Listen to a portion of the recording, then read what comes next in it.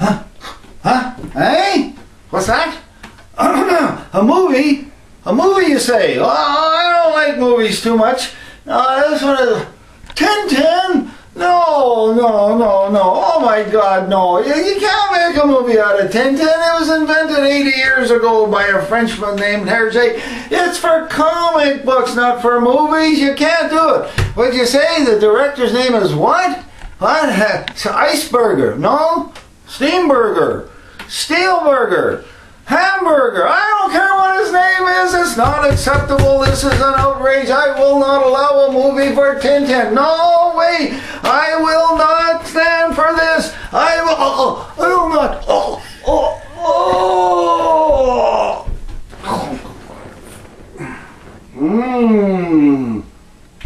They're after me. Thanks. I'm Tintin, by the way. Haddock. Archibald Haddock. Let's have a drink. Oh, no, you don't. No. Oh my God. Ew.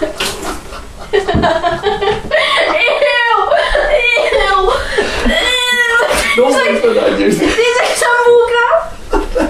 It's licorice.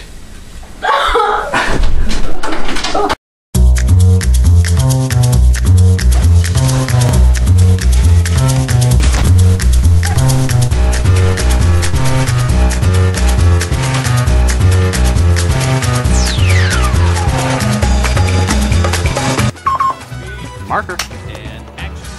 What's up, guys? Marker98 here on my new channel, Mega Movie Man Mark. Today with a special guest star. We have Great Uncle Joe. Great Uncle Joe. So today we're going to be reviewing, obviously, The Adventures of Tintin. It's a computer animated 3D film to come out from two of the greatest storytellers of all time, in my opinion. That's Peter Jackson and Steven Spielberg. And what an incredible job they do. What's his name? Hamburger, Spielberger. Steven Spielberger. You're making me screw up the name now too. Yeah. Steven Spielberg. You know, I've been following these comics about 40 years now, ever since I was a young shaver in the libraries. And it was a comic book series of about 24 or so adventures of a young boy reporter who travels all over the world. Played by Jamie Bell in this movie. In the movie, yes. Yeah. And he has his little sidekick, Snowy, of course, the little dog who rescues his hide over and over and over again. Now, I'm an old-timer. I'm well over 100 years old, I think, the last time I counted, and I'm still reading Tintin at bedtime. Okay. I can't help it. Okay, so yeah, in this movie, it's basically 4 stories put together, but the one that's focused on most is Secret of the Unicorn. So along with him for help is Captain Haddock, who you're representing today. Well, yes, exactly. When he meets Captain Haddock, then he has an adult human sidekick who unfortunately is not very reliable because he loves the bottle. Yeah. He's always turning to booze in times of stress and difficulty. Consequently, he creates more problems for poor Tintin than would be otherwise. Yeah. And so Tintin has to solve the messes that Captain Haddock creates as well as the actual situation itself. And of course, Captain Haddock is played by Andy Serkis, the motion capture king in my opinion. He played Gollum from Lord of the Rings, the trilogy of course, and he's going to be in The Hobbit next, I think. I think he's playing Gollum. And then we also have him as King Kong. Recently you saw him as Caesar the Ape in Rise of the Planet of the Apes. And now we have him in this movie, and he's always fantastic. There's never any flaws with him. He's just a really great character, right? And yes. a really great actor. Yes. And his character is very lovable, of course. And then you have the other guy, the bad guy, who's played by James Bond. Daniel Craig. Daniel Craig, yeah. And you were saying he's very he's muscular in real life, and in the movie they somehow made him very slender. I don't know how they did it. Well, it's animation, so it's a lot easier. But in Captain America, they had to make an actor a lot skinnier, and it was live action. It was a live action movie, so the special effects, of course, we're capable of doing that nowadays. But anyways, I wasn't really a huge fan of the Tintin comic books as a kid. So then a few weeks before the film came out, that's when I started getting all hyped up for it. I really wasn't excited for it like a year or so back when they started releasing the trailers and everything. I wasn't looking into it too much, but then Mr. Great Uncle Joe came for Christmas and he gave me a big box and then under it was another big box, and then a smaller box, and a smaller box, and then we got this magazine. And I was like, oh, he's gonna get me one of these comic books. But then under it was a Cineplex gift card for 25 bucks, and we went to go see it together. Yeah, it's also Tintin show and tell today. Here is the the Adventures of Tintin cartoons, right? Yeah, from 20 years ago. From 20 years ago. And that's what the original title was supposed to be called, The Adventures of Tintin, Secret of the Unicorn. But I'm glad they didn't, because little girls are not the target audience. So, I started reading them to get hyped up for the movie, and let me tell you, the hype was definitely worth it. This film is amazing. It's just fantastic. It's so well put together. It's so well thought out of how Spielberg and Peter Jackson and all the writers, they have to think, how are we going to combine all these 4 comic books to make it into one great and enjoyable movie? And they really passed it off.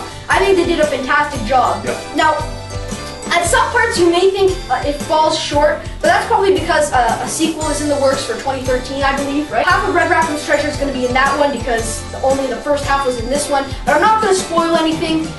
So yeah, and the 3D was excellent. I like it. A lot of people are saying, you know, it was okay, it wasn't that great except for a few scenes, but I think the 3D really stood out. I think it was a lot better than the 3D that I've seen recently, and the motion capture technology, I'm going to explain this. Okay, Spielberg chose not to make it live action like us. He chose not to make it animated like the cartoons. He chose to do this new technology where it's kind of a combination of both. As you might already know, he films the actors and later animates them so they look very real, and it also allows him to do special angles on the camera and stuff, and he couldn't have done it better. He couldn't have done a better job. It's just fantastic. He took advantage of the motion capture technology and he used it so well. He put it to the max. Like, it's just so entertaining, and it adds so much more to the movie. Now, I wouldn't say the 3D adds more to the movie, but the motion capture technology itself does. Like, by the way, what do you think of Thompson and Thompson, the Thompson brothers? They were played perfectly because they're stumble bums. Yeah. And they were done very, very well by the 2 actors, Hegg and Frost. Simon Pegg and Nick Frost. Pegg, not Hegg, Pegg and Frost. And Simon Pegg is on a roll for comedy. He was on he was on Mission Impossible. He's on films that aren't comedies, but he kind of turns them into one in some aspects. And Nick Frost is just great as well. Thompson and Thompson, just lovable characters. All these characters are lovable. You really care for them. You really want them to succeed in this journey, and failure cannot destroy you. That's what I learned. And I'm going to buy it on Blu-ray 3D when it comes out. I'm getting my 3D TV tomorrow on my door, so I'm really excited for that. Go and enjoy it because it's wonderful. The experience of a lifetime. I've been following this stuff for 30 to 40 years. Yeah. And it's magnificent. And it's a great film for young audiences to old audiences. Well, to old audiences. The action scenes in this film are magnificent. They're just incredible. They're incredible action scenes. You're just not, I was on the edge of my seat the whole time. I don't usually do that for movies. There's not really many flaws I have with this movie, but some flaws I have with other movies, most oftenly, are it was way too long. This movie, it felt like it was way too short. I just wanted more. Yeah. It's just incredible. You know, the beginning is kind of slow, and I don't think it's great, the beginning for newcomers who aren't familiar with Tintin at all. But, you know, everything really comes together near the middle and the end. The transition shots. From the ocean to the desert to the sky, from ships to planes to humans. Magnificent. I remember when Paddock and Tintin were on camels, and then the shot kind of zooms out, and then a foot just goes on top of them, and it's one of the Thompson brothers. The transitions from one scene to another, they blend together. It's not just one scene and then it cuts straight to another one. They just blend so perfectly. What would you rate it on a scale from 1 to 10? I beg your pardon. Out of 5. 5? Okay, well, I don't usually. I hate to burst your bubble, but I don't really give 5s. I know you can't because it's inhuman. This is 5. That's 5 right there. And I just kept. You still like staring at that. All right, 4.9. I'd still give it a little bit lower. I know you would. I just had really, really small flaws with the movie, but other than that, it was just fantastic. 4.5. 4 Mega Marks. Okay. Okay. Okay. Okay, so we're gonna end it now. That's high for you. It is high for me. Yeah, it is. So it's almost like a 5 for me. Yeah, Okay, exactly. Okay, it's a deal. so Tintin's a great movie. Definitely recommend you check it out as soon as you can, before other movies comes out that you're tempted to see. And definitely see it in 3D. This is a 3D, almost a must. It's a great movie. So this is Mega Movie Man Mark. I'm still not used to saying that. Marker 98. This is Mega Movie Man Mark signing out. Don't forget to like, comment, and subscribe, and I will see you in the next video. I'm not sure what that's gonna be yet, but it for sure will be either a review or a vlog. I went on vacation recently. Might post a few videos about that. But until then, I will see you guys later. And remember, subscribing to Mega Movie Man Mark is mega cool.